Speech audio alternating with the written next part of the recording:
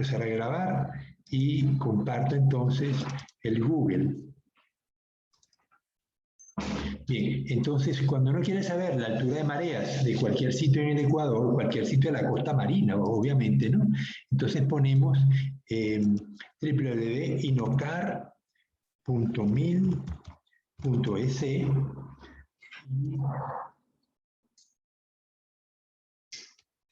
Esperamos que nos devuelva.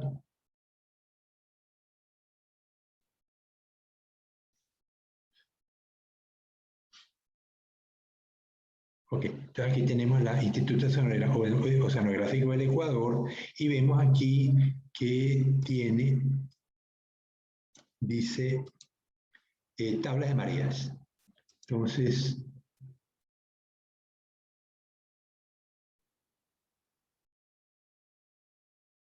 me dice cada puerto, pero ¿dónde busco Manta?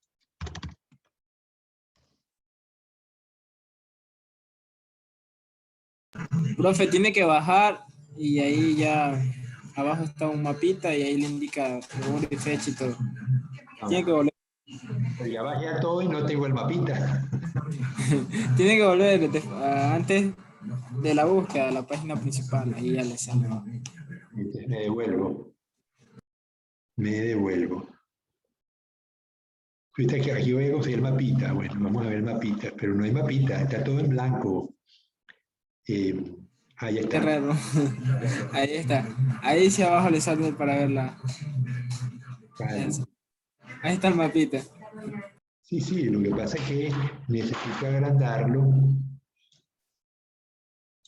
Manta. Ver datos. Ok. Ojalá que me dijera la luna, qué fase de la luna está, porque eso ya me dice si tengo marea alta o baja. Ahí creo que más abajo aparecen las tablas. Ok, aquí está. Ahí. Estoy en cuarto, el miércoles 2, así que cuarto no me sirve porque las mareas no son suficientemente altas, aunque bueno, no está tan baja, ¿no? Tengo la más baja a 0,6 y la más alta a 2,42. Pero entonces vamos a esperar una semana, o sea que este sábado que viene no, el siguiente vamos a tener mareas mucho más altas. Vamos a ver si me puedo proyectar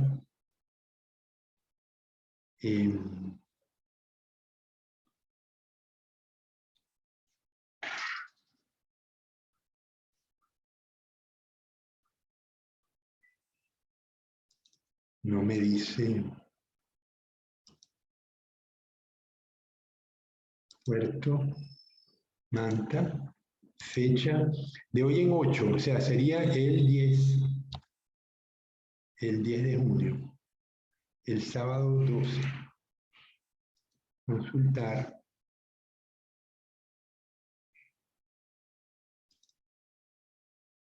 Me dice que el sábado 2 tengo a las 4 de la madrugada 245, a las 10:06, a las 4 de nuevo 245, pero o sea, tengo una diferencia de marea, pongamos que 0,5, 2,5 metros, tengo como 2 metros de diferencia de marea, que es bastante, pero debería ser, y la fase de la luna no me la dice, lamentablemente.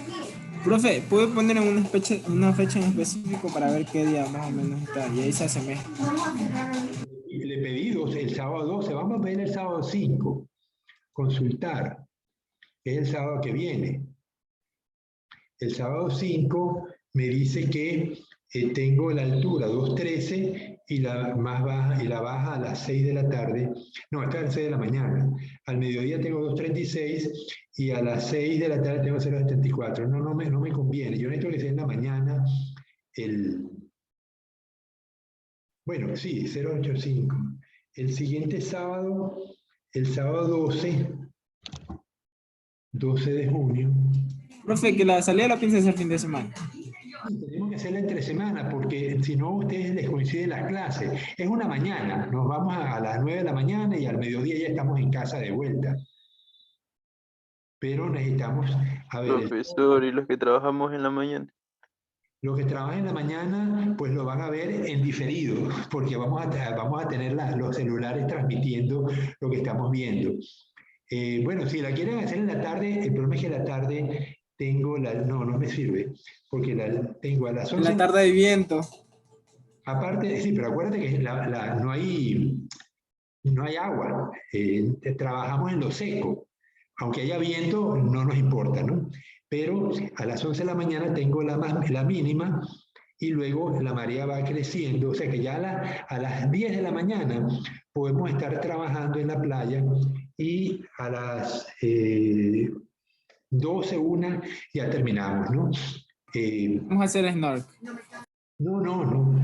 No, ustedes no se meten al agua, no se van a meter al agua, van a estar trabajando en las charcas que se forman durante la baja marea. Y allí vamos a conseguir una cantidad de animales, platelmintos, vamos a conseguir equinodermos, crustáceos, peces, caracoles, algunos moluscos, que es lo que más común se consigue en Barbajillo, anélidos, vamos a ver anélidos. Entonces, vamos a hacerlo entonces el sábado 12, que nos conviene más. La diferencia de marea es un poquito más grande, ¿no? Entonces, bueno, quedamos así. Entonces, el sábado 12, a las 9 de la mañana, nos encontramos en Barbajillo, al lado de el restaurante Martinica, y allí caminamos hasta la playa, que va a estar en un malecón, un muelle que está bajando de Barbajillo, y ahí hay un camino que llega directamente a la playa. Tienen que ir con sus tapabocas, con los gorras, camisetas, si es posible manga larga mejor para no se vayan a insolar, y zapatos de goma, ¿no? Los que no quieran meterse al agua no tienen problema porque hay muchas piedras y no hace falta pues mojarse. Los que quieren mojarse pues no hay problema, ¿no? Yo me voy con zapatillas que permiten mojarse sin problema, ¿no?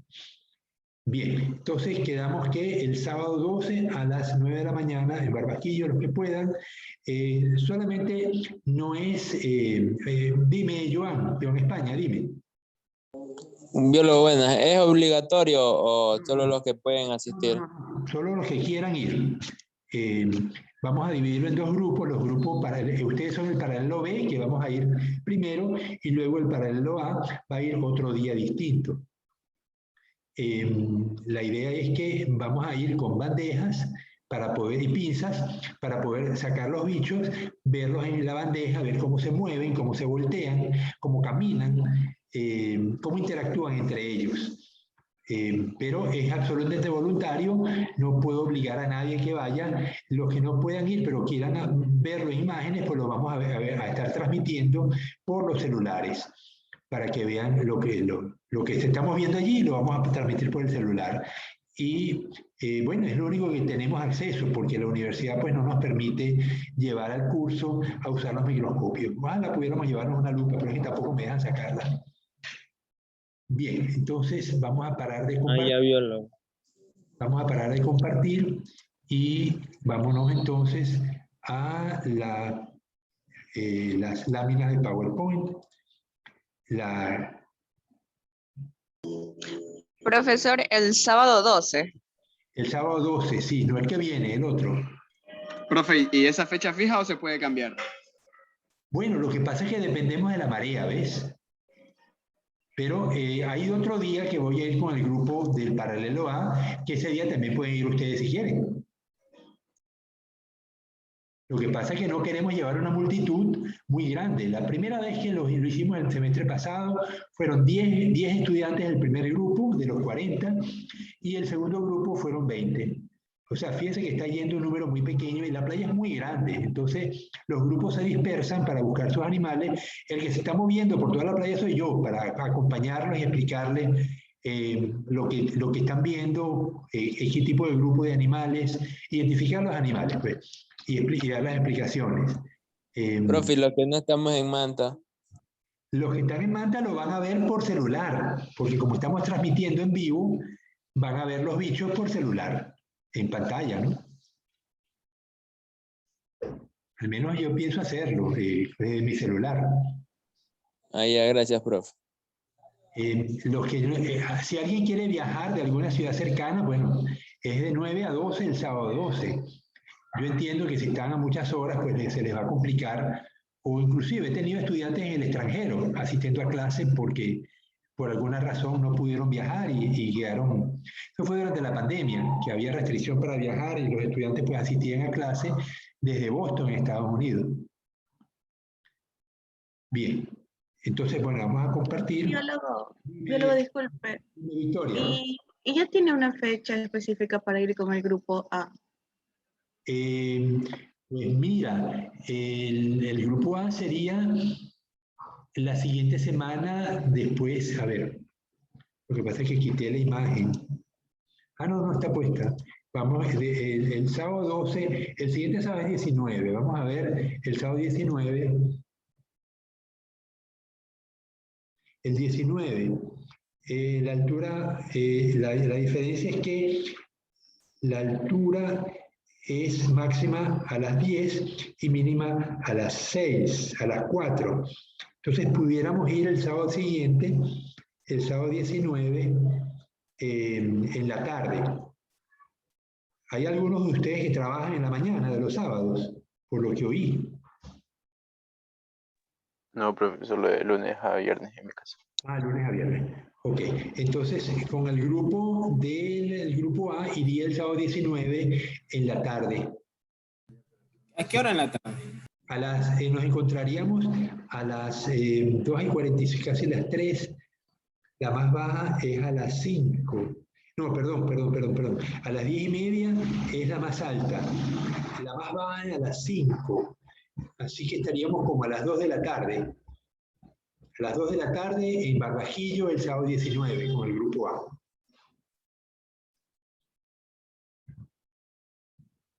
Bien. Entonces déjame anotar eso. Paralelo A, sábado 19, 2 p.m. y paralelo B, el sábado 2 a las 10 a.m. Bien, listo, resuelto el problema.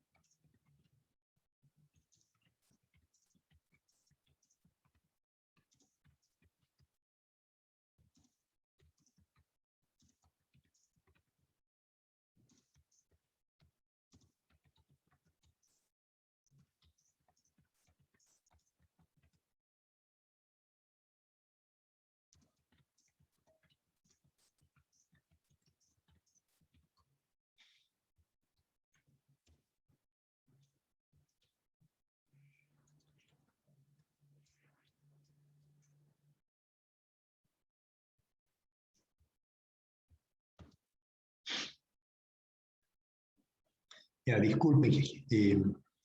A ver, Elian, ¿tú ibas a decir algo antes de compartir? Elian. No, profe, está todo bien. Puedes continuar. Entonces vámonos con la clase pasada. A ver, ¿se ve?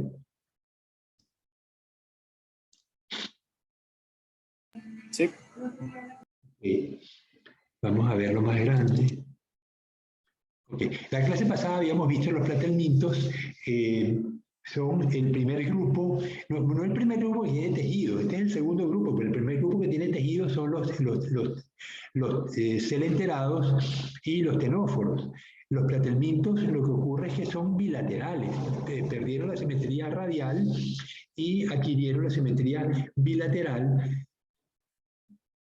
Son un grupo macizo, no tienen... aquí vimos cómo la simetría bilateral pues, permite que se concentren los órganos de los sentidos en cierta parte del cuerpo. Ese proceso se llama cefalización, de tal manera que la primera porción del cuerpo que entra en contacto con el ambiente nuevo es en la cabeza. Entonces ahí se concentran el cerebro, los nervios, están los ojos. Solo que estos ojos, los planteamientos no forman imágenes, sino que perciben la luz. Vemos que el intestino es muy ramificado, que tiene una cavidad faríngea, ellos absorben el alimento por la faringe, no tienen ano, por lo tanto expulsan los desechos de la comida que no se han digerido, lo expulsan por la boca nuevamente. Son hermafroditas, veíamos cómo esta planaria tenía pues los órganos sexuales masculinos y femeninos en el mismo animal, tenían un cirro porque ellos tienen fecundación interna. En esta imagen vemos en los cortes transversales de un acelo, o sea que un acelo significa que no tiene cavidad, tiene un sinsitio, la verdad es que no lo puedo leer porque no, a lo mejor ustedes sí, pero yo no. Vamos a ver si me pongo los lentes.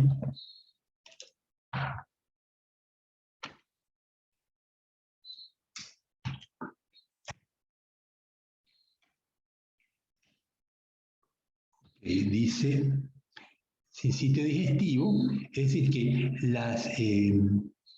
dice célula glandular,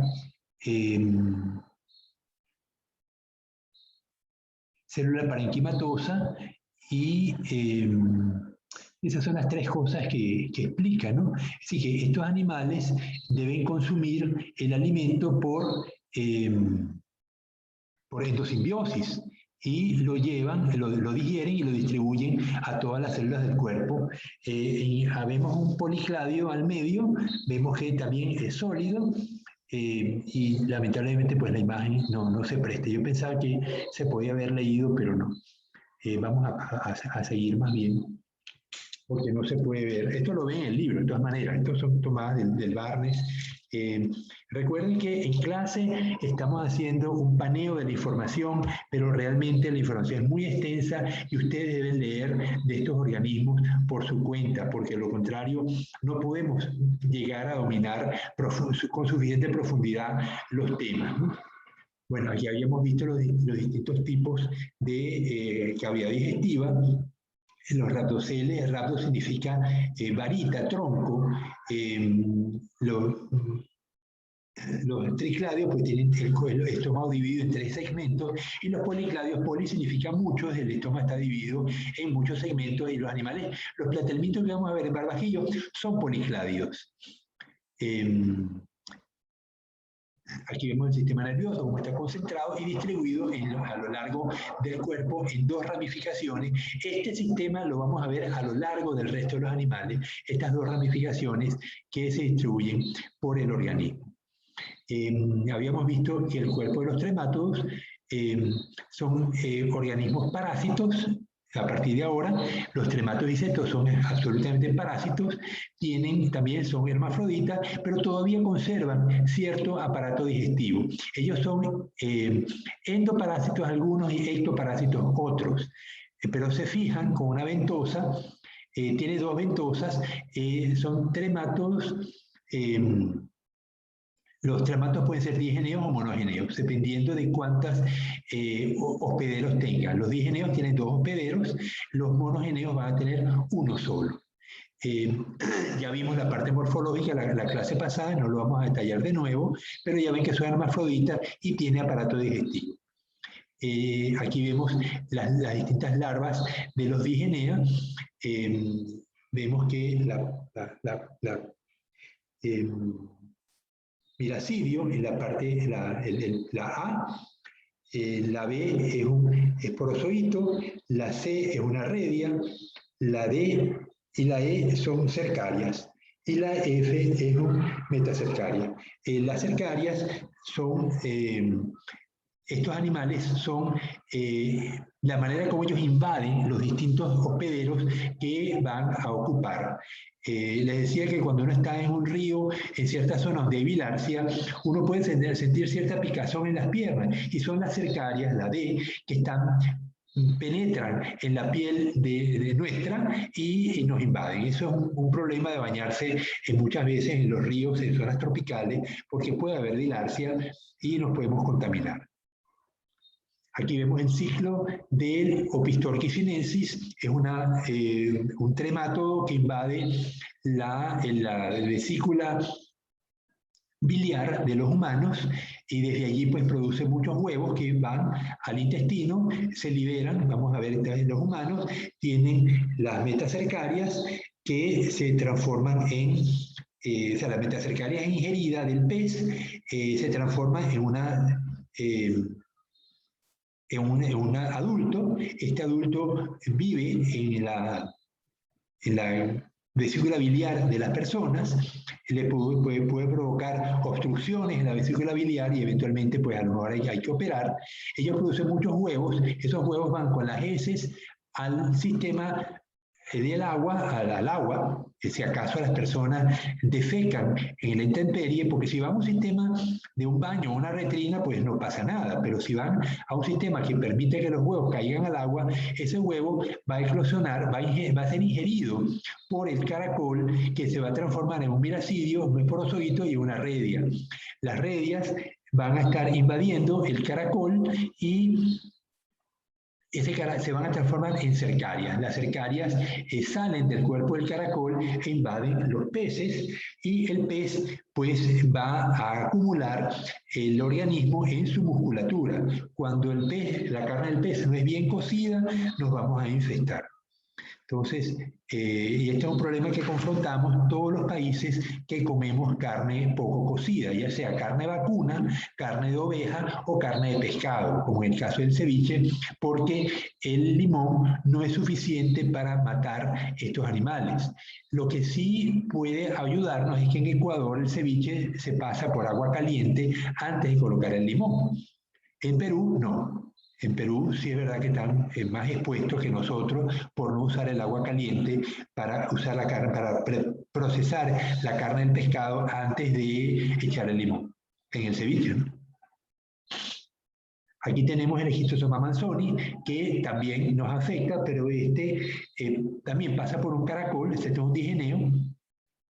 Él está en la sangre, cuando la cercaria nos invade los vasos sanguíneos. En los vasos sanguíneos, la cercaria macho y hembra se asocian y viven permanentemente juntos, van a producir muchos huevos. Los huevos pasan al intestino, y del intestino pues fluyen son expulsadas en las heces fecales, y de nuevo, si una persona defeca en el ambiente natural, pues esos huevos pueden pasar al ambiente acuático, donde los huevos se transforman en miracidio, el miracidio invade el caracol y se repite el ciclo.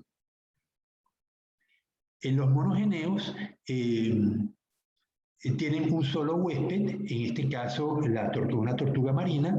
Ya vimos que la morfología cambia, tiene dos ventosas también, como veíamos en los digeneos, pero en este caso las ventosas son terminales, o sea, una está arriba y la otra está abajo, formando un ancla. Finalmente habíamos visto la morfología de los céstodos. Estos animales perdieron el aparato digestivo completamente. Ellos se nutren por ingestión tipo fagocitosis o endosimbiosis de los materiales que están en el intestino del hospedero. Estos animales se fijan con este rostelo, y estas ventosas se fijan en el intestino de los hospederos, y van a producir muchos proglótidos que se van. Aquí vemos el esquema de uno, vemos que es un aparato, está lleno de un aparato reproductor masculino y femenino. Ellos no se autofecundan, ellos necesitan fecundarse con los proglótidos vecinos, y van a producir pues muchísimos huevos, o el proglótido se desprende y cae al ambiente lleno de huevos. Aquí vemos entonces la tenia, que es uno de los problemas que sufrimos los humanos, la solitaria, sobre todo los niños que están más expuestos a llevarse las manos sucias a la boca y pueden llevar huevos de tenia y lo ingieren. Entonces, la tenia también se localiza en los músculos, o sea, del intestino de la vaca ingiere el huevo por al comer pasto contaminado con huevos de tenia, ella lo ingiere del intestino, pasa al músculo y si comemos carne mal cocinada, pues vamos a tener una infección con el quistidatídico que va a hacer, desde nuestro intestino, pues va a eclosionar y va a formar una tenia. Más común que con la vaca es con los cerdos.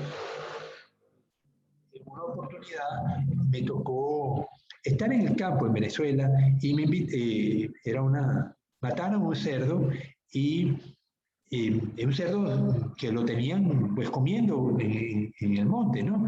Entonces cuando lo matan y lo despellejan, yo veía una enorme cantidad de quistes hidratídicos que son como bolitas, parecen perlas, parecen perlitas, como si la carne estuviera rellena de perlitas.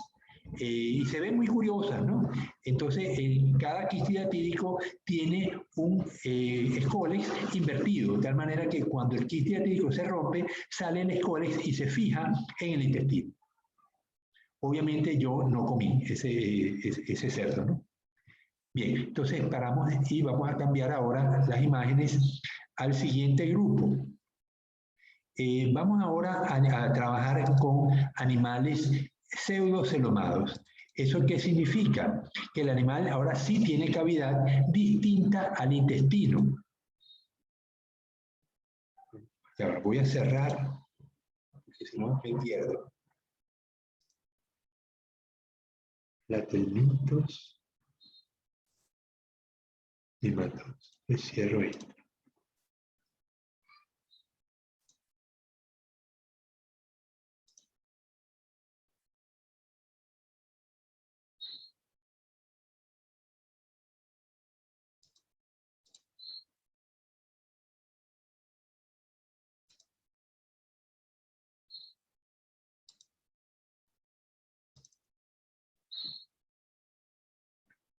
Ok, dime, Elian, si se ve. Sí, profe. Bueno. Ok, entonces animales multicelulares, seguimos con los multicelulares, pero ahora vamos a comenzar con el grupo de los asquelmintos. Los asquelmintos forman un grupo grande de organismos de distintas filas. Solamente vamos a ver dos porque nos interesan, ya sea desde el punto de vista de la salud y desde el punto de vista de la acuicultura. Los nemátodos causan severos problemas a los humanos, problemas de salud, pero también se usan en acuicultura para alimentación de peces. Es muy fácil cultivar nemátodos y los podemos usar para alimentar juveniles de peces. Los rotíferos también son asquelmintos, lo vamos a estudiar porque se usan mucho en la acuicultura para alimentar peces también. Pero el rotífero, a diferencia del nemátodo, el rotífero no es que sea muy nutritivo, sino que él se alimenta de algas y las algas son lo que nos interesa por darle al pez. Las algas las podemos escoger, las microalgas, las podemos escoger por sus características de ácidos grasos o contenido de proteínas. Y entonces alimentamos el rotífero y el rotífero es el vehículo por el cual los peces pueden alimentarse. Los peces en general, aunque sean larvas, no comen microalgas. No están en capacidad de hacerlo porque su capacidad filtradora es muy limitada.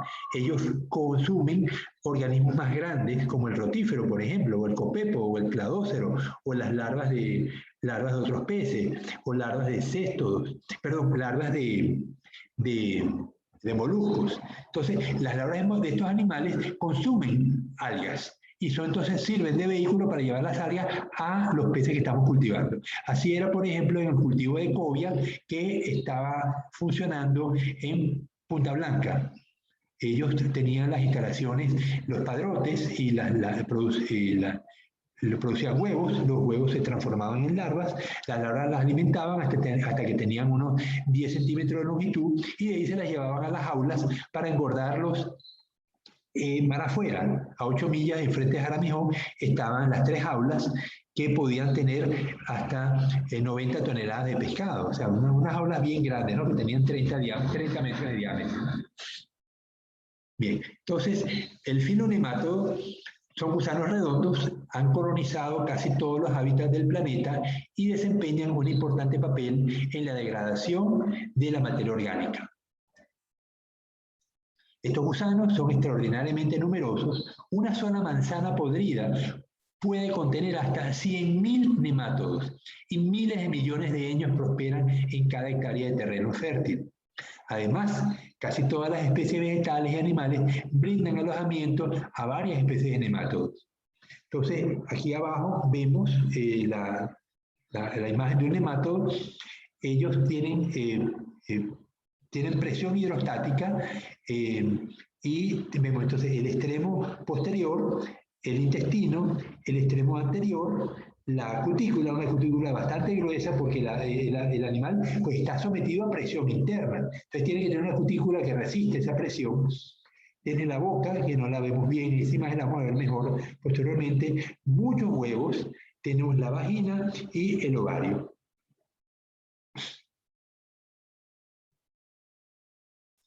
Además de ser abundantes y omnipresentes, los nemátodos son variados. Aunque solo se ha dado nombre a alrededor de 12.000 especies de gusanos, lo que pasa es que lo tomé de un libro y ellos lo llaman gusanos redondos, porque en inglés lo llaman roundworms, pero podrían existir hasta 500.000 especies de gusanos, ¿no? La morfología básicamente se distingue por la boca, las características de la cabeza es lo que permite distinguir a estos gusanos. La mayoría son microscópicos, aunque algunas formas parásitas alcanzan hasta 1 metro de longitud. Imagínense ustedes. Aquí vemos los intestinos de unos animales parasitados, intestinos de perros, cómo están absolutamente tapizados de gusanos, ¿no? Estas son las lombrices. Muchos niños van a tener de este tipo de lombrices. Y pues muchas veces las madres se desesperan, ¿no? Porque los niños tosen y la lombriz pasa del pulmón al esófago. Entonces, en ese proceso, a veces las mamás le meten la mano al niño en la boca para sacar los nemátodos de la boca del niño. Realmente debe ser desesperante para una madre estar en esta situación, ¿no? Pero bueno, te los narro porque es la realidad y muchas veces nos toca vivir en comunidades que no tienen condiciones de salubridad adecuadas y ocurre entonces que los niños se contaminan con lombrices muy fácilmente cuando se llevan tierra o las manos sucias a la boca, ¿no? Los nemátodos tienen un arreglo corporal bastante sencillo, con un intestino tubular y un pseudoceloma lleno de fluido que rodea los órganos y forma un esqueleto hidrostático. Una resistente cutícula inanimada, es decir, no es celular la cutícula, y es flexible, que muda en forma periódica, encierra y protege el delgado cuerpo alargado. La muda de los nemátodos revela que comparten una herencia evolutiva común con los artrópodos y otros filas de los ecdysozoos. Acuérdense que las agrupaciones de los animales responden a intereses de los humanos. Lo que es real son las especies, pero cómo las especies están agrupadas o cuáles están relacionadas evolutivamente depende un poco de cómo interpretemos nosotros. Entonces, hay algunos zoólogos que han considerado que el hecho de que los nemátodos tengan que sufrir ecdisis, o sea, mudar para poder crecer, es evidencia de que están asociados con los artrópodos. Sin embargo, los nemátodos no tienen patas. No tienen patas articuladas, mientras que todos los artrópodos las tienen, ¿no? Pero es una característica por lo cual algunos zoólogos pues, las agrupan en ecdysozoos, ¿no? Animales que tienen que mudar para crecer. Los órganos sensoriales en la cabeza del gusano transmiten información a un cerebro simple compuesto de un anillo nervioso. Al igual que los gusanos planos, los platelmintos, los nematodos carecen de un sistema circulatorio y un aparato respiratorio. Puesto que la mayoría de los nematodos son extremadamente delgados y consumen muy poca energía, la difusión basta para el intercambio de gases y la distribución de nutrientes. La mayoría de los nematodos se reproducen sexualmente y los sexos están separados. El macho, usualmente más pequeño, fecunda a la hembra introduciendo espermatozoides en el cuerpo de ésta. Características generales. Son de los animales más abundantes que hay en la Tierra. Se alimentan de casi cualquier cosa. Carecen de cilios verdaderos o flagelos.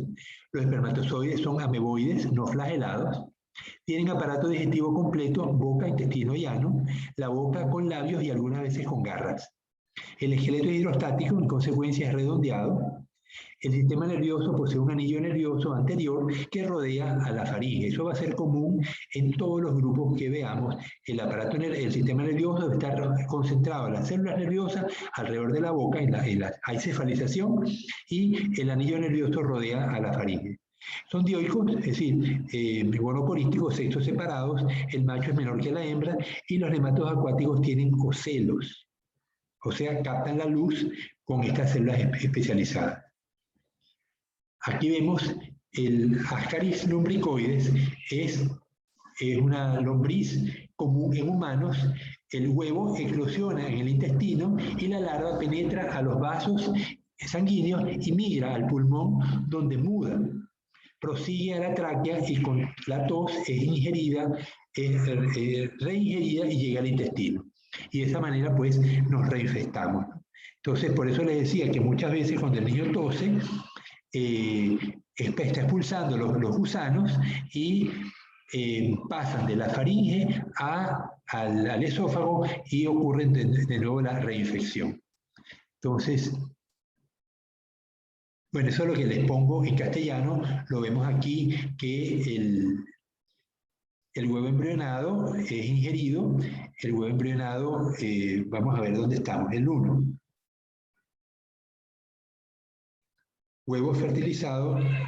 El huevo no fertilizado no sufre más desarrollo. El huevo fertilizado empieza a dividirse, eclosiona como... Sí, o sea, el huevo embrionado es ingerido por la boca, luego pasa al intestino, el intestino, la larva eclosiona y migra a los vasos sanguíneos, de ahí al pulmón, y del pulmón, pues, bueno, dice, los adultos están en el intestino delgado, y finalmente, dice, la larva es tosida y ingerida y reingresa al aparato digestivo, donde el proceso de madurez sigue en el intestino delgado, ¿no? Entonces, bueno, o sea, que nos reinfectamos directamente o adquirimos los huevos desde el exterior cuando tenemos las manos sucias y nos llevamos esos huevos a la boca. El Ascaris lumbricoide puede causar obstrucción intestinal. Vemos un detalle de la boca, aquí a la derecha, vemos cómo el animal es capaz de romper la pared intestinal con estos labios que tiene esas estructuras que pueden romper. El oxiuro, Enterobion vermicularis. Esto se llama el pinworm. Vemos aquí la foto de un ano, de una persona adulta, rodeada de pequeños nematodos. Fíjense, son chiquititos, ¿no? A ver, vemos en la regla que el oxiuro puede medir, a ver si vemos uno, como 7 milímetros. Ellos viven en intestino grueso, la hembra sale del ano a depositar los huevos en la noche. Si la persona se raja por la picazón, arrastra los huevos en las uñas y puede reinfectarse. Es decir, que es un aparato, un nematodo, causa molestia, él no causa problemas graves en la persona, pero realmente la picazón en el trasero debe ser bien desagradable, ¿no? Y sobre todo, pues, los niños, que son los que más se exponen a este tipo de problemas. Ankylostoma americano, el Necator americano, es un parásito que vive en el intestino delgado de los bebederos, como los humanos, cerdos, perros y gatos. Junto con el ankylostoma duodenale, son los anquilostomas que afectan con más frecuencia a los humanos. El Necator americano se presenta en el Nuevo Mundo, mientras que el ankylostoma duodenale lo hace en el Viejo Mundo. Son bastante similares, difiriendo únicamente en su distribución geográfica, la estructura de la boca y en el tamaño. La parasitosis por Necator americano puede ser tratada con benzimidazoles, albendazol y mebendazol. Una dosis oral de tetracloroetano con el estómago vacío puede eliminar hasta el 90% de los parásitos. El albendazol, ya lo hemos consultado, es un inhibidor del proceso mitocondrial, de la producción de ATP a nivel de la mitocondria, y el gusano pues se ve afectado y muere, porque al no tener mitocondrias operativas, pues muere de hambre, ¿no?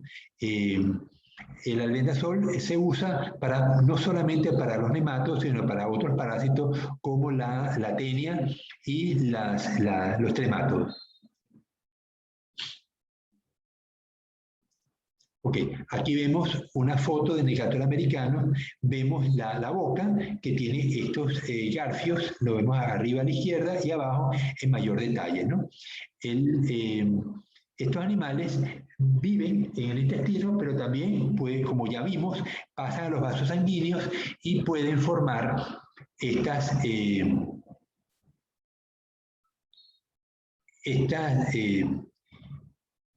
erupciones que vemos en la pierna de la persona a mano derecha, ¿no?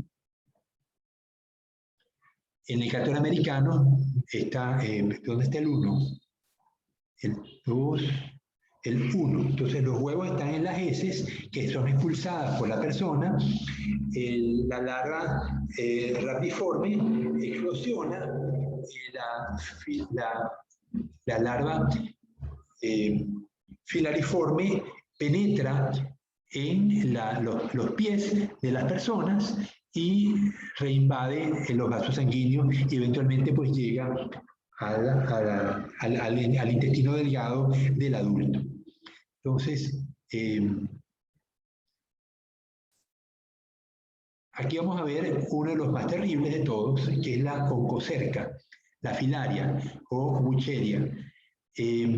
Hay varios géneros de filarias, el bucheria, oncocerca, loba y manzonela. Realmente son grotescas, ¿no? Estas fotos, pero evidentemente estas personas tienen que haber vivido en ambientes de mucha pobreza para que no los trataran a tiempo, ¿no? La filariasis causa obstrucción de los vasos linfáticos y por buchereria, y esa provoca una inflamación de las extremidades. En el caso de arriba vemos estos indígenas con unos testículos extremadamente grandes, ¿no? Yo pienso que hasta esto debe causar esterilidad, ¿no? en el hombre. A la derecha vemos un par de damas con piernas extremadamente gordas, producto de la obstrucción de los vasos linfáticos, cómo se inflamaron las piernas, ¿no? La oncocerca, la oncocercosis causada por Oncocerca boivulus es una enfermedad que invade la piel y el ojo. Fíjense que tenemos el ojo de la persona y la oncocerca está allí, el gusano. Uno pudiera sacarlo, ¿no? Por cirugía, pero pues toda cirugía tiene riesgos, ¿no? La oncocercosis puede causar ceguera. La filariasis es común en países tropicales y es transmitida por moscas y múlidos que habitan cerca de los ríos. La oncocercosis afecta a la piel, produciendo intensa picazón. Puede invadir los ojos, causando opacamiento de la córnea y ceguera. Alrededor del 99% de los casos de oncocercosis ocurren en África. Hacia 2008, alrededor de 18 millones de personas estaban infectadas con este parásito y alrededor de 300.000 habían quedado permanentemente ciegas. La oncocercosis es actualmente endémica en 30 países africanos, en Yemen y en algunas zonas de América del Sur. Colombia logró ser el primer país en el mundo que eliminó por completo esta enfermedad en su territorio, según la Organización Panamericana de la Salud. Recientemente, Ecuador se convirtió también en el segundo país del mundo que se declaró libre de esta enfermedad. La oncocercosis provoca migraciones humanas. Aparentemente, me explicaba mi tutor, que es parasitólogo, mi tutor de doctorado, que hay comunidades que viven cerca de ríos en África, ¿no? Y esos ríos pues tienen una mosca chiquitita que la mosca, cuando ella no pica como el zancudo, ¿sabe que el zancudo inserta un estilete y chupa sangre? En el caso de la mosca, ella muerde y provoca una hemorragia, una pequeña hemorragia, y del pocito de sangre que se forma, ella chupa la sangre. Pero esa mordida es la que nos causa la molestia cuando estamos cerca de un río, y inclusive aquí en casa, aquí en la pradera. Cuando dan las 6 de la tarde, yo tengo que cerrar las ventanas y las puertas porque entran las mosquitas, los simúlidos, y empiezan a molestar, empiezan a picar las piernas, ¿no? Entonces yo me pongo medias, me pongo pantalones largos para no estar expuesto a estos organismos. No son zancudos, lo que pasa es que son tan pequeños que casi no los vemos. Entonces, en África estas moscas transmiten la oncocercosis.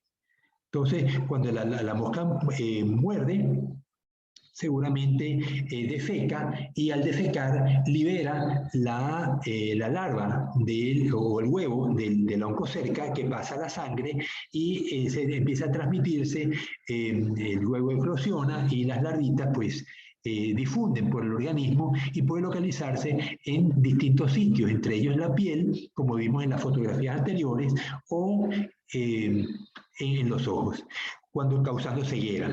Cuando el número de ciegos en una comunidad es muy elevado, llega un momento en que la comunidad no puede persistir viviendo cerca de los ríos, entonces migran, se alejan de los ríos, se van a zonas donde hay menos simúlidos y pues establecen sus conucos para vivir, y eventualmente los ciegos van a desaparecer porque mueren, y la comunidad entonces se vuelve a trasladar a los ríos, a la cercanía de los ríos donde hay agua disponible y puede vivir mejor. Entonces, fíjense cómo un parásito es capaz de provocar migraciones humanas en tiempos generacionales, o sea, no en tiempos cortos, pero en tiempos de 20, 30 años se producen estas migraciones, ¿no? Realmente es una tragedia humana.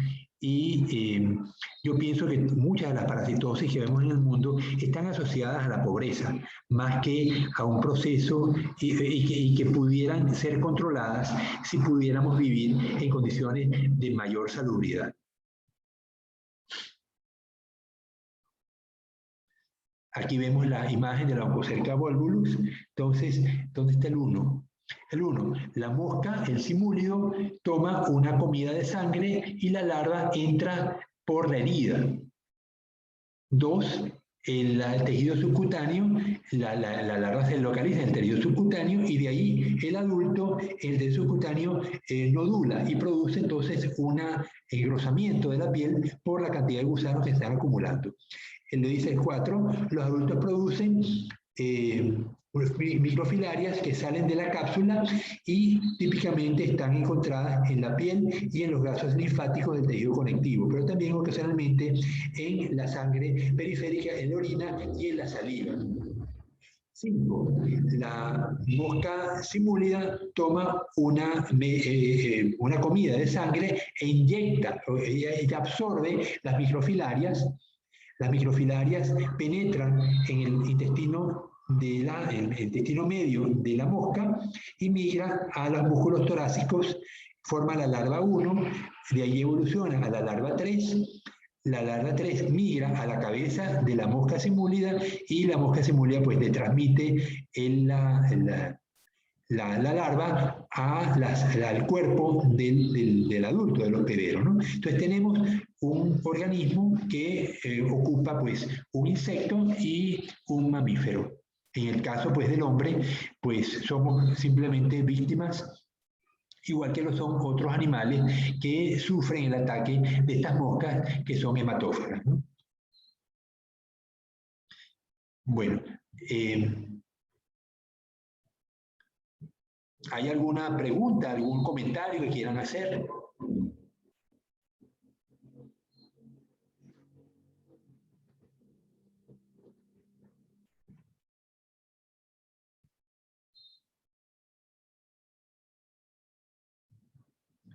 Silencio, nadie se le ocurre. A mí, Melanie, dime.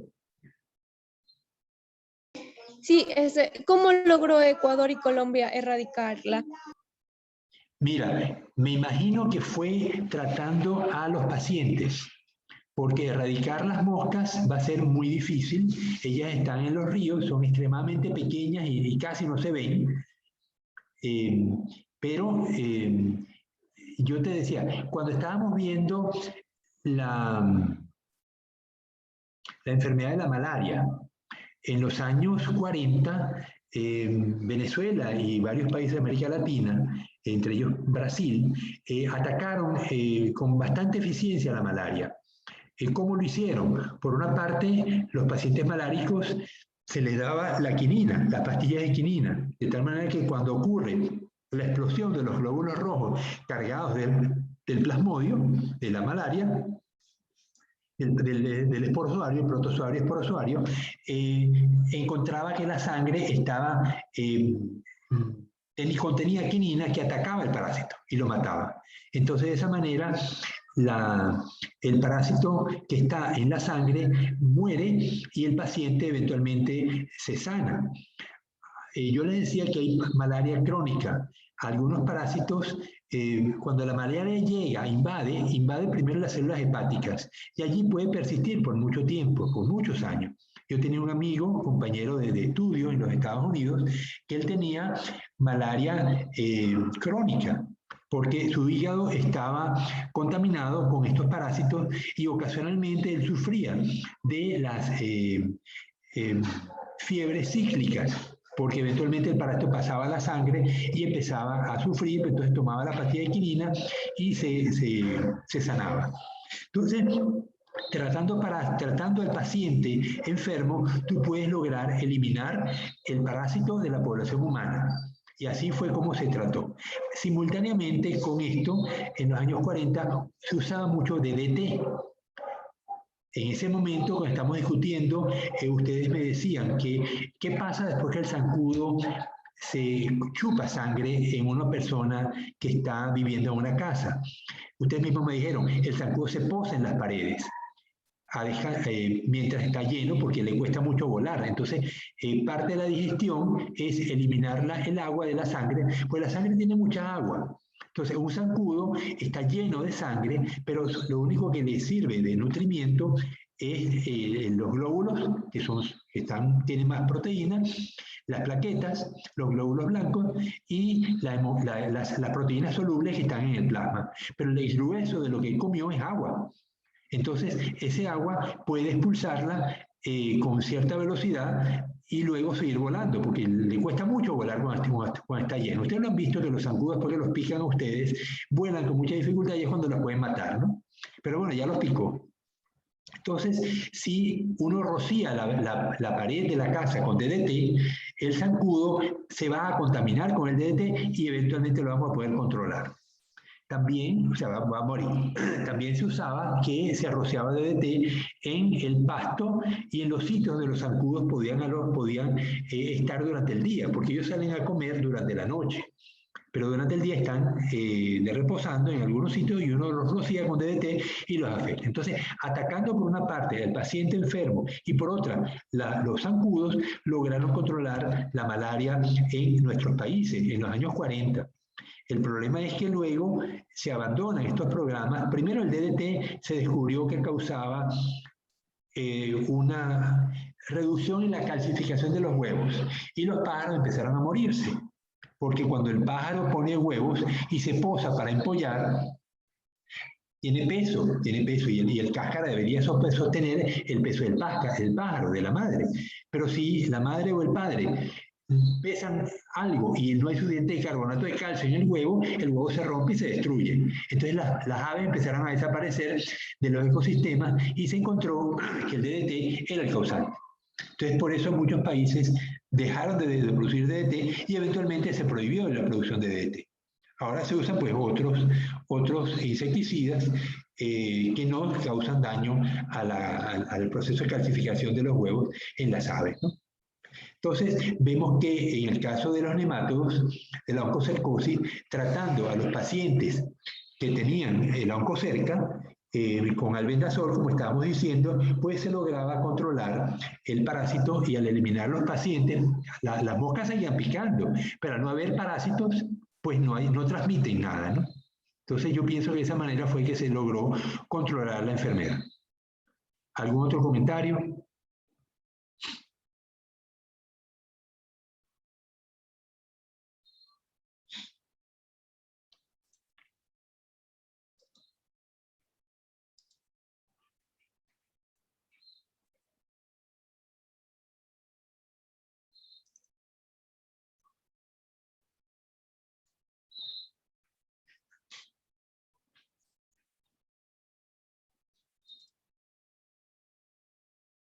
Ya, quería mostrarles algo en el libro, porque es que no se veía bien en las láminas la morfología de los nematodos.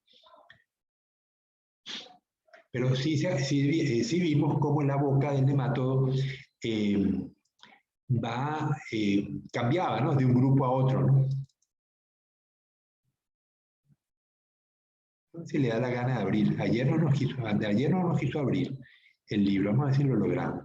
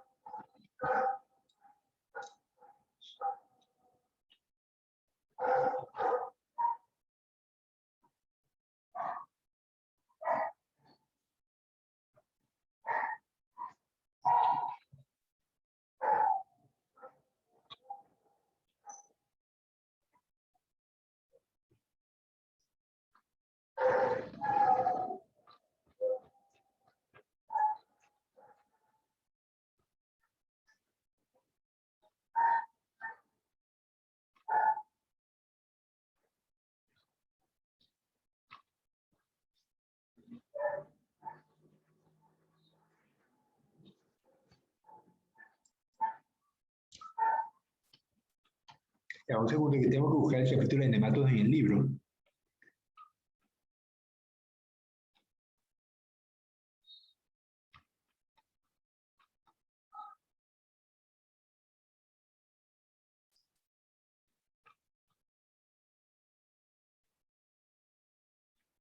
Darius, Aquelmintos, Nemato 281.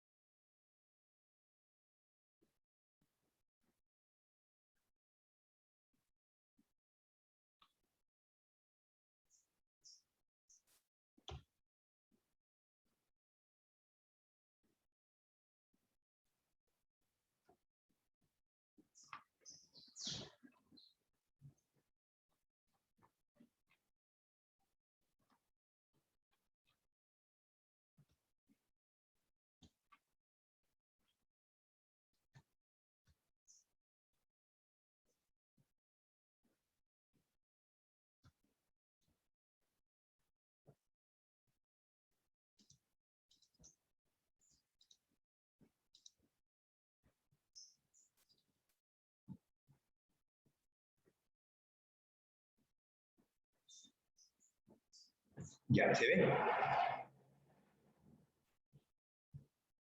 Sí, profe. Y vamos a ponerlo más grande. Ok, entonces... Bien, entonces aquí tenemos la morfología de un nematodo. Vemos la imagen que está al medio arriba. Vemos la cutícula, una cutícula bien gruesa, una hipodermis inmediatamente debajo de la cutícula, y vemos un tejido muscular bien desarrollado. Fíjense cómo vemos la parte central, que es la faringe, y luego rodeada de unas capas musculares. Estos músculos muy bien desarrollados son los que permiten que el animal pues se mueva hacia los lados. Si vamos, ojalá que podamos ver nemátodos de vida libre, pero muchas veces en el suelo uno puede ver nemátodos cuando saca las raíces o está quitando monte del jardín de la casa, a veces se pueden conseguir nemátodos.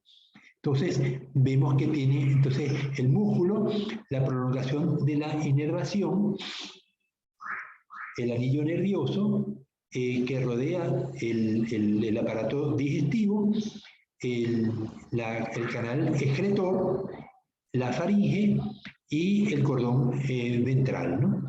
Entonces, luego al medio, bueno, aquí tenemos, aquí tenemos una imagen longitudinal y un corte. Vamos a ver la imagen longitudinal. Entonces vemos arriba las sencillas. Ellos llaman sencillas a unas estructuras sensoriales. El animal realmente es muy simple por fuera. Imagínense como un lápiz, ¿no? Parece un lápiz, no tiene proyecciones, no tiene flagelos, no tiene cilios, pero tiene estas sencillas que se proyectan de la pared, de la cabeza del animal. Vamos a verlo aquí un poco más claro, a ver si vemos las sencillas. En esta imagen, aquí vemos entonces la cabeza del animal, vemos la sencilla cefálica, tiene 4, vemos los labios, el anfibio, la boca del animalito, entonces tiene sencillas labial interna, sencilla labial externa, el cuerpo del animal, ¿no? Entonces las sencillas son órganos sensoriales de este organismo.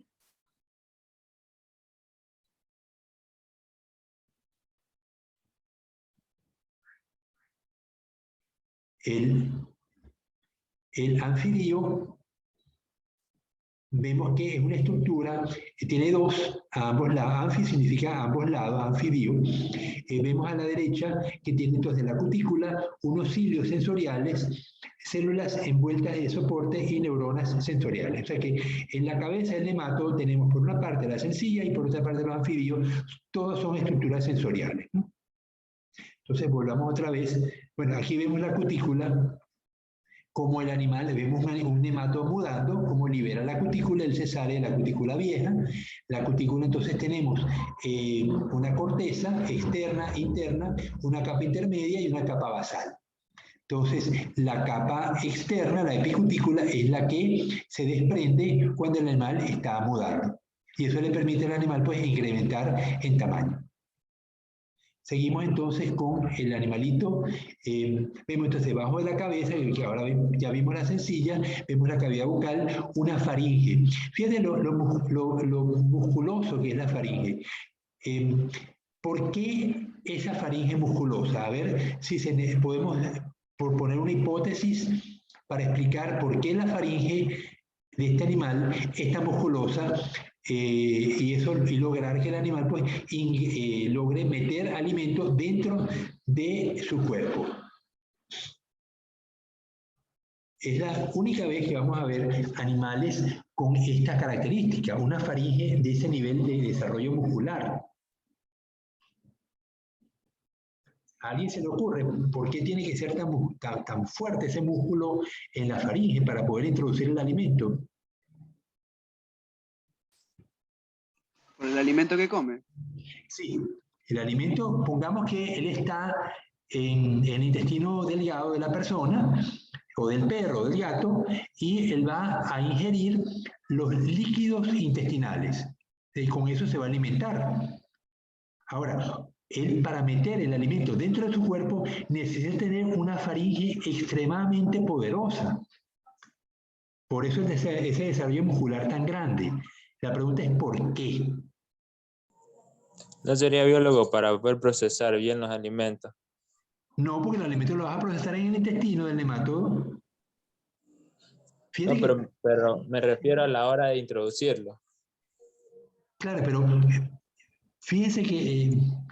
No sería para fijarse bien él no necesita fijarse.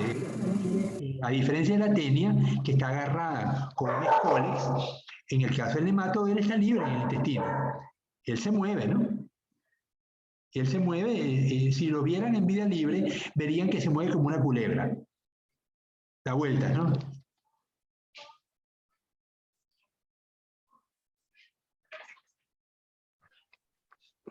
Sería para una Sí. mayor fuerza de succión.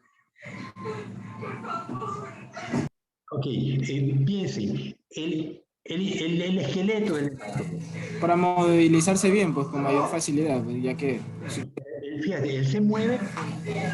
Vimos que a la derecha tenemos esa imagen con el músculo y son músculos que le permiten contraerse con facilidad y son muchos músculos. El problema es que el esqueleto que él tiene es hidráulico. Entonces la presión hidrostática dentro del nematodo es muy alta. Entonces, la única manera que él tiene para poder meter alimento dentro de su cuerpo es con una faringe musculosa muy poderosa, que compense la presión hidrostática que él tiene dentro de su cuerpo. Bueno, solucionar el problema. Entonces vemos que tiene en la faringe, alrededor de la faringe, el anillo nervioso, una glándula excretora, y luego vemos si en el caso es un macho o hembra, en este caso es una hembra, vemos en los óvulos el espermatozoide que fue introducido por otro nemato, un nematodo macho, el útero, la vagina y los óvulos, el ovario, de donde va a producir pues, óvulos inmaduros y óvulos que se van a madurar o se van a fecundar con el espermatozoide. Vemos entonces el intestino y el pseudocelomito. Esto es una estructura celular y que va a estar dentro del pseudoceloma. El pseudocele, la glándula rectal y el ano. La glándula rectal luego tiene un músculo y el plasmidio. Ok, en el caso de vista lateral de un nemato hembra generalizado, vista lateral de un nemato macho generalizado. Vamos a ver el macho. Entonces, tiene el testículo, tiene los espermatozoides y va a haber un cirro, un vaso deferente que conecta con una espícula, la bolsa donde acumulan los espermatozoides y entonces tenemos la sencilla genital, el vaso deferente y la espícula. La espícula es la que introduce el animal en la vagina de la hembra para introducir los espermatozoides. Vemos en el corte a nivel de la D, la letra D, vemos entonces el nervio dorsal, el nervio ventral, dos canales nerviosos, el ovario, y por el caso estamos en el corte de la hembra, el intestino, el cordón lateral, el nervio lateral, el útero, el nervio subcentral y nervio ventral. Se tiene una disponibilidad, una disposición de nervios más grande que la que hemos visto en otros organismos.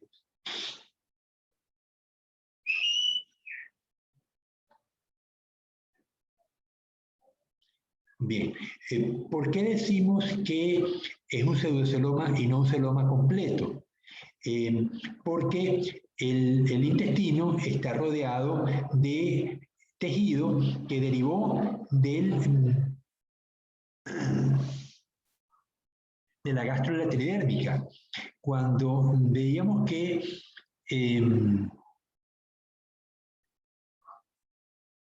cuando el cigoto se forma por unión del espermatozoide con el óvulo, empieza a dividirse, forma la mórula, luego la mórula sigue dividiéndose, va a formar la gástrula didérmica y esa gástrula didérmica va a tener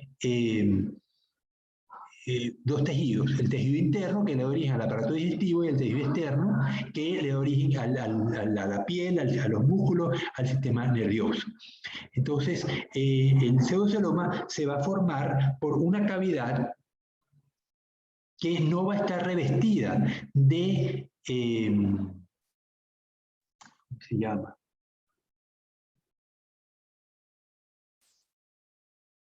Ya va, déjenme buscarlo para poder hablar con propiedad.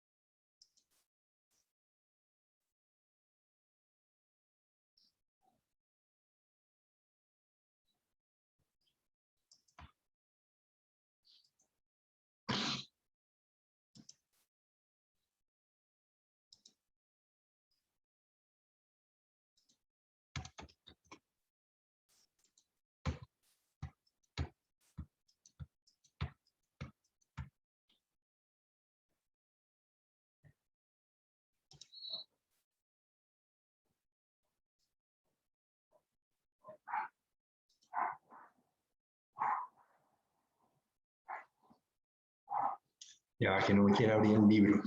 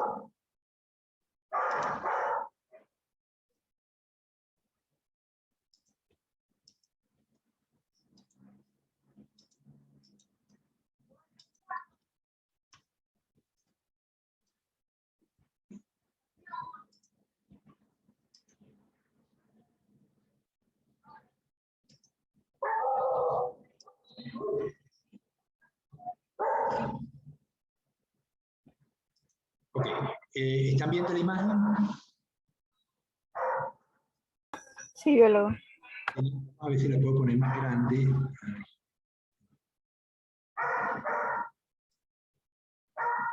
Bien, entonces dice, en el caso de los platelmintos, la cavidad corporal entre la pared corporal y el... No hay cavidad entre la pared corporal y el intestino y el tubo digestivo. Tenemos la pared corporal, el tubo digestivo y la cavidad digestiva. La única cavidad que tienen los platelmintos, en el caso de los turbelarios, es la cavidad digestiva, porque en el caso de los cestos no existe, que ni siquiera cavidad digestiva. En los cestos, los trematodos y los turbelarios solamente son de los platelmintos que tienen cavidad digestiva. En el caso de los nemátodos, que lo vemos al medio, la cavidad corporal, déjenme meter la perra porque no nos va a dejar clase.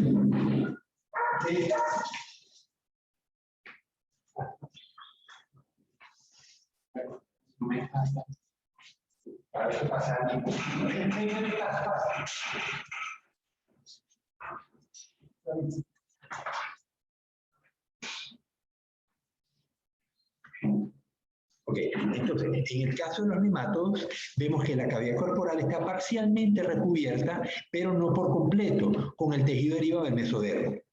Entonces, vemos que, les decía, cuando el cigoto se forma, él empieza a dividirse, se forma una mórula, luego sigue dividiéndose, se forma la gástrula didérmica, porque se invagina, comienza a producirse el arquenterón, y se forma como una especie de vaso donde el tejido interno le da origen al intestino, el tejido externo le da origen a la piel del tejido nervioso y luego se va a formar un tejido intermedio que son las somitas mesodérmicas. Esas somitas mesodérmicas se cubren completamente el intestino y la pared corporal, forman el celoma. Si no la cubre la parte intestinal, forman el pseudoceloma, que es lo que estamos viendo en la imagen. Entonces vemos el tubo digestivo no está recubierto por otro tejido y directamente está en contacto con el pseudoceloma que está lleno de líquido, ¿no?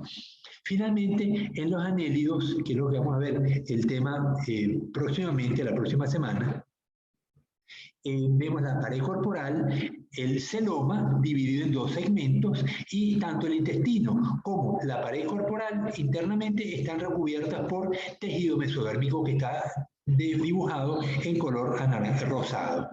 Entonces, esto diferencia a los animales acelomados sin cavidad, pseudocelomados y celomados completamente, como son los anélidos y los animales que derivaron de ellos, como los artrópodos, los equinodermos, etc., ¿no? Entonces, esto les indica qué significa un pseudoceloma. Los pseudocelomados van a formar varias filas, entre ellos estamos viendo dos de ellos, los nemátodos y los rotíferos, hay aparte los gastrotricos, y como son como 7 filas, que no los vamos a estudiar, pero ustedes por su cuenta pueden leer, el libro los va a tratar brevemente, también porque tampoco se sabe mucho de estos organismos que no tienen una importancia económica así tan grande como los nemátodos, por ejemplo.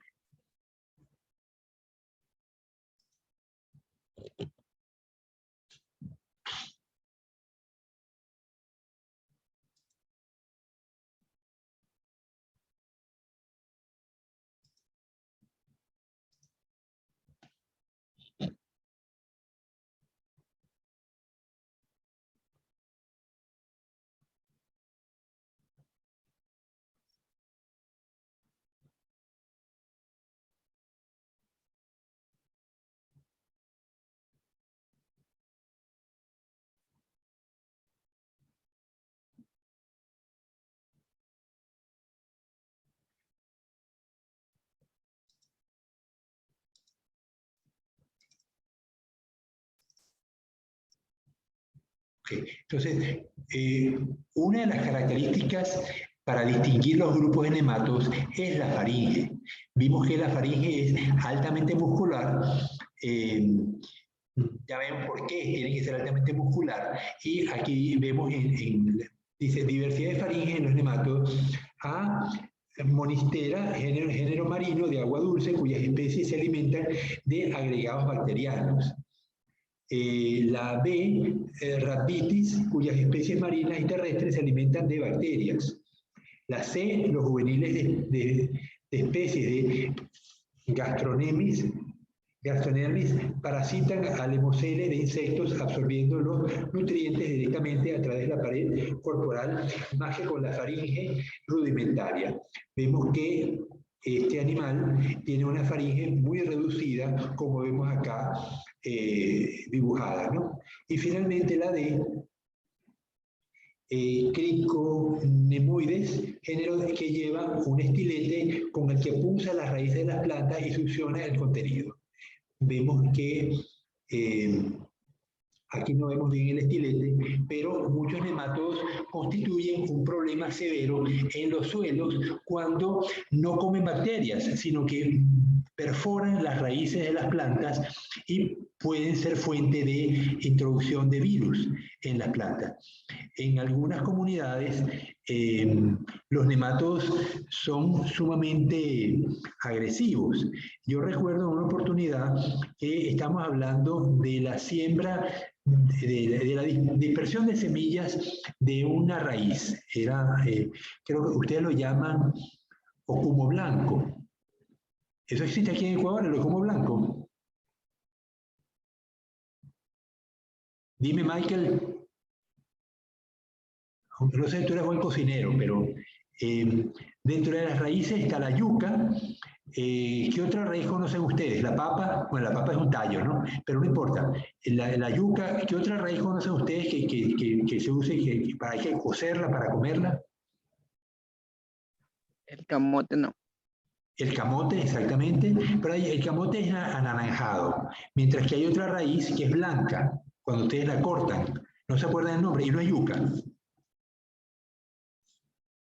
Bueno, no importa, suponte que es camote.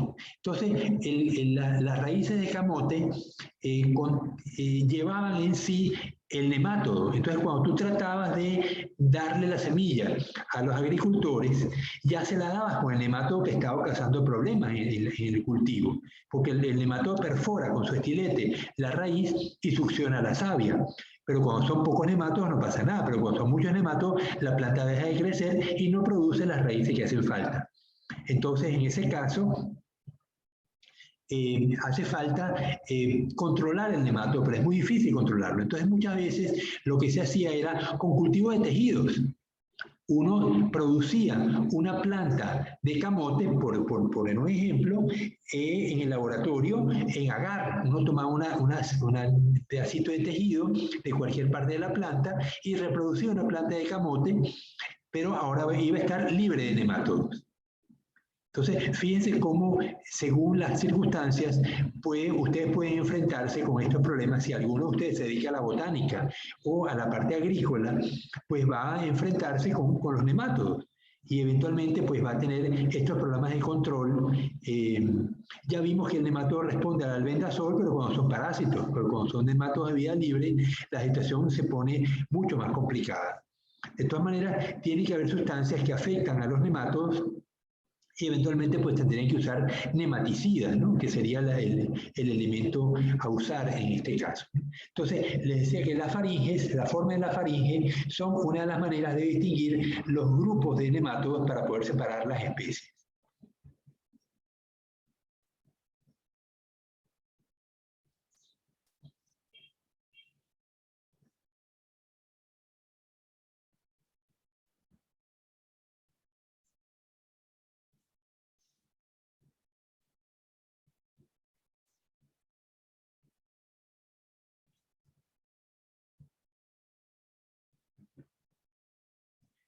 La excreción en los nemátodos,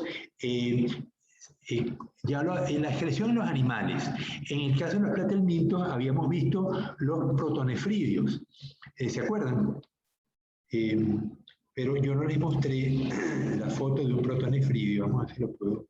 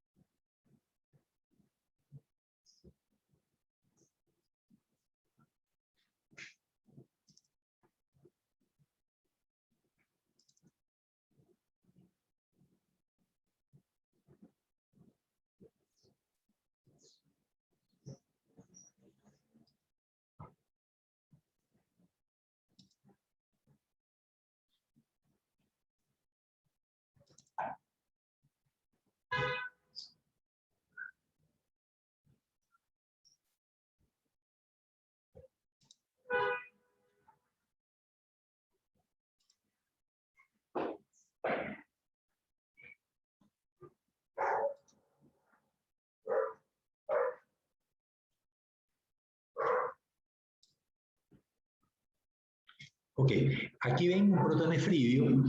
Esto está en un planteamiento, vemos que el animal presenta un parénquima sólido porque no tiene cavidades, pero las células del protonefridio tienen unos flagelos. El flagelo provoca un movimiento del agua crea una presión, ¿no? Entonces el agua va a pasar del tejido que rodea el protonefridio hacia el tubo. Este tubo va a contener sustancias nitrogenadas y esas sustancias nitrogenadas van a ser expulsadas por el nefridioporo, ¿no? Entonces, así funciona el protonefridio. Aquí tenemos a la derecha un metanefridio que lo vamos a ver en el caso de los anélidos. Vemos ahí, tiene una pared, un septo, los anélidos están divididos en segmentos. Entonces el nefrostoma comienza en un segmento, allí el agua entra, la hemolinfa entra y es reabsorbida a lo largo del tubo contorneado y termina en un nefridoporo. Pero en su trayecto el agua es reinsertada en el cuerpo del animal y los productos nitrogenados siguen su curso. Aquí no hay reabsorción, aquí lo que hay es la excreción de los productos nitrogenados hacia el tubo en el protonefridio y la expulsión hacia el exterior. Bien, entonces vamos ahora a volver con el nemátodo.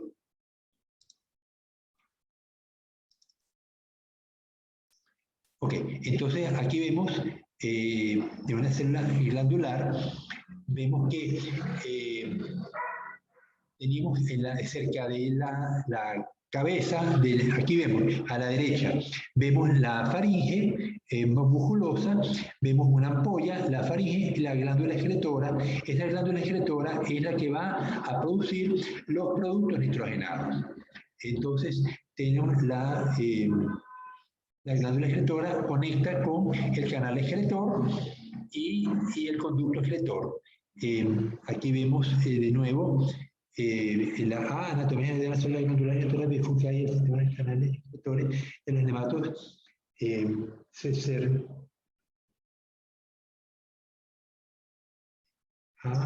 Ok.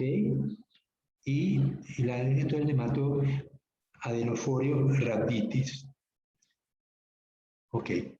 Entonces, ellos tienen un sistema especial donde la glándula excretora va a funcionar como si fuera un nefridio. Ella va a absorber los productos nitrogenados del líquido que la rodea. Acuérdense que el animal está lleno de agua y agua a presión. Entonces la glándula excretora va a absorber esos productos nitrogenados y los va a expulsar por la ampolla.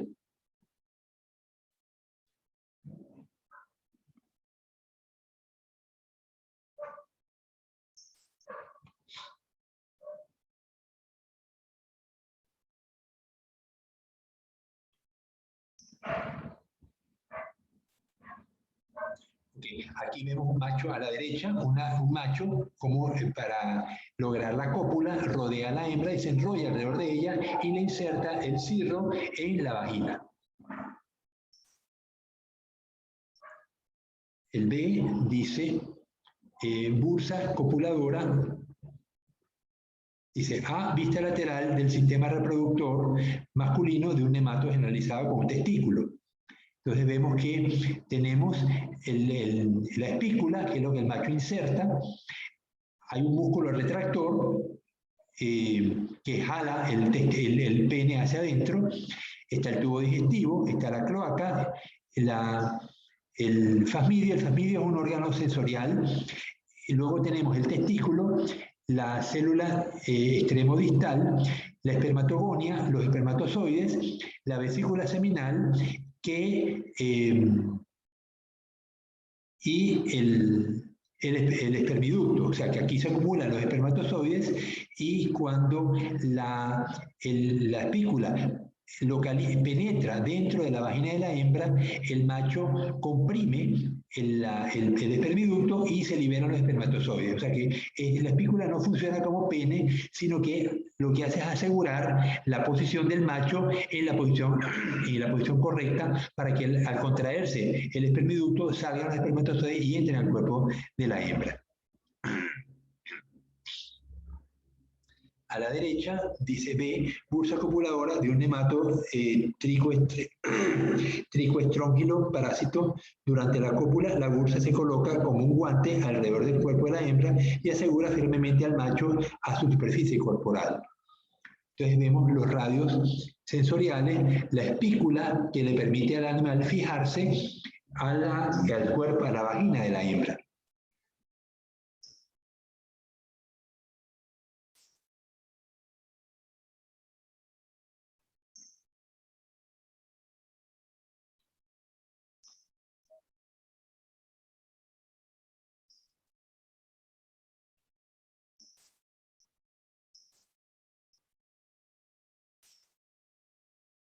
Entonces dice,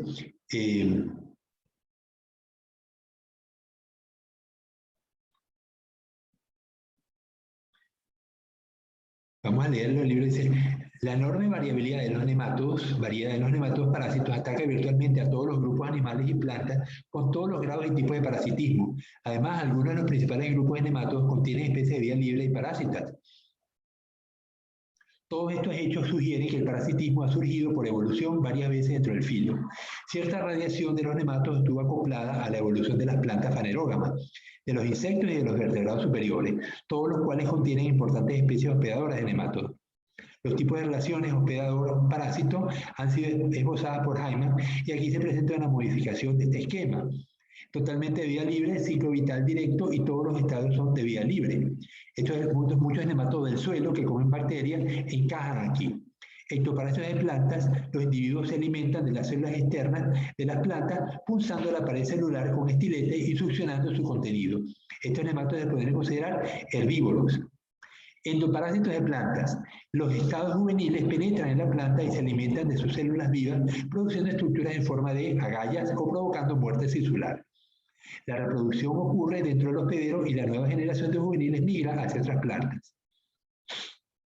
Casi todos los parásitos vegetales, y endoparásitos, son miembros de los órdenes Pilenquida y Afelenquida. Atacan, dependiendo de la especie, todas las partes de la planta. Debido al daño que producen, muchos de estos nematodos tienen considerable importancia económica. Zooparasitismo de tipo saprófago. Los adultos y juveniles viven libres en el suelo, pero los individuos que están en una fase juvenil tardía penetran en un invertebrado. No se daña el hospedador y los individuos se alimentan de los tejidos muertos cuando estos mueren. Son los estadios juveniles zooparásitos. Los juveniles parasitan hospedaderos animales, generalmente invertebrados, al menos durante una parte del principio del ciclo vital. Los adultos son de vida libre.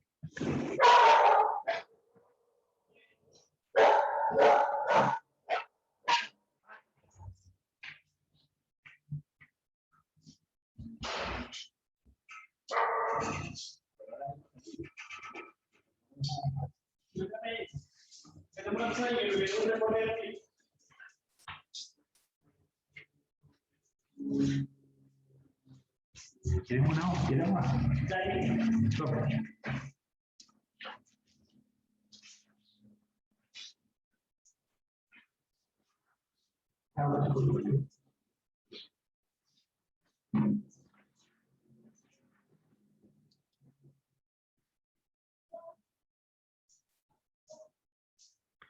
Ok, juveniles zooparásitos y adultos fitoparásitos. Los primeros estados de desarrollo ocurren dentro de un hospedero invertebrado. Más tarde los estados juveniles salen del hospedero y penetran en la planta de la cual este se alimenta. Los individuos completan su desarrollo y se reproducen como fitoparásitos. La nueva generación de juveniles penetra en el hospedero invertebrado. Y finalmente tenemos los adultos zooparásitos como hospedador. Los individuos adultos en ambos sexos son parásitos dentro de un hospedador vertebrado o invertebrado. La transmisión de un hospedador a otro se realiza por medio de huevos o de juveniles recién eclosionados que pueden ser de vida libre durante parte de su desarrollo. Son muchos los nematodos parásitos con importancia médica o económica que poseen este tipo de ciclo vital. Presentamos algunos de los ejemplos de los mayores intereses. Los ácaros, ya lo vimos, los ácaros, la oncocerca. Vemos cómo aquí se forman larvas de triquinela espirales dentro del quiste calcáreo del tejido muscular estriado del hospedador. Entonces, la triquinela espiralis invade los músculos y forma entonces estos quistes, ¿no?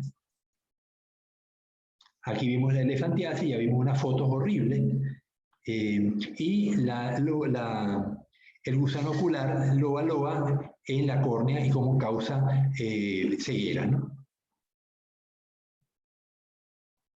Okay. Aquí vemos que algunos nematodos que están en la superficie de la piel pueden ser extraídos. Fíjense que aquí están usando un palito para enrollar el nematodo y sacándoselo la misma persona, el nematodo Draculunculus medinensis, al ser extraído de una úlcera de un brazo, enrollándolo lentamente en una astilla de madera, ¿no? Realmente estos bichos son bien curiosos, ¿no? Por decir algo, ¿no? Luego, otro de los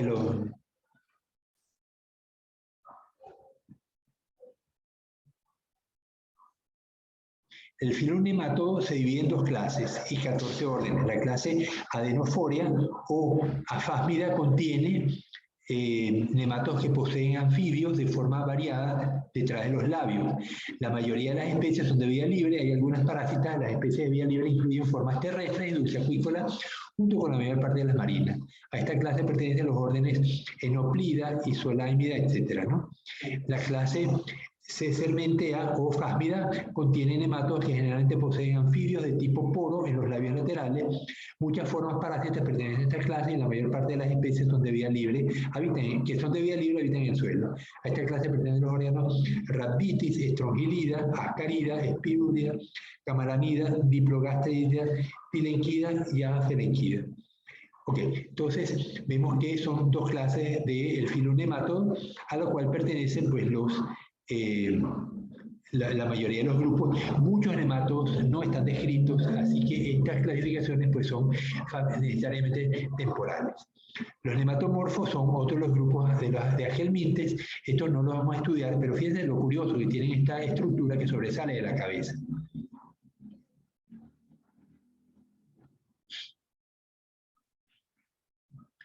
Los rotíferos lo vamos a estudiar en la próxima clase, porque el interés que representan para la acuicultura. Bueno, jóvenes, faltan 5 minutos. Si hay alguna, vamos a parar de... ¿Hay alguna pregunta, algún comentario que quieran hacer? Vamos a ver rotíferos entonces en la próxima clase, que será la semana que viene, el día lunes, en la tarde, ¿no? Y el sábado, entonces nos vemos el sábado 12 en la playa de Barranquillo a las 10 de la mañana. Gemma, ¿quieres decir algo? Jocelyn.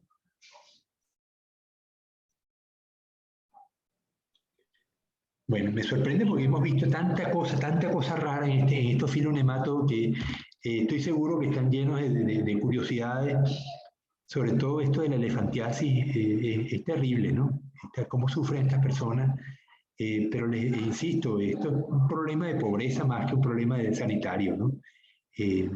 Porque si las personas tuvieran acceso a hospitales, centros de salud en los campos, pues pudieran perfectamente tratarse sobre todo cuando los niños, que son los que más sufren estas enfermedades, cuando empiezan a presentar estos problemas, pues uno los lleva al médico y el médico puede atender la parasitemia y tratarla a tiempo y no esperar que se degenere, las personas se desarrollen estas piernas tan tremendamente engrosadas como lo vimos en las fotos, ¿no?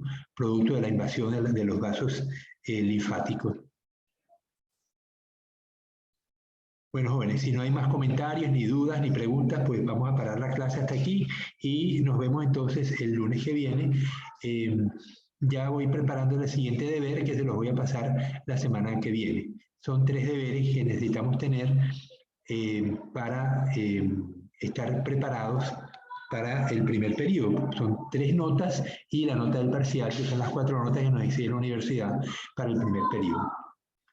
Así que, bueno, hasta el lunes entonces. Chao. Chao, cuida. Chao, Leán.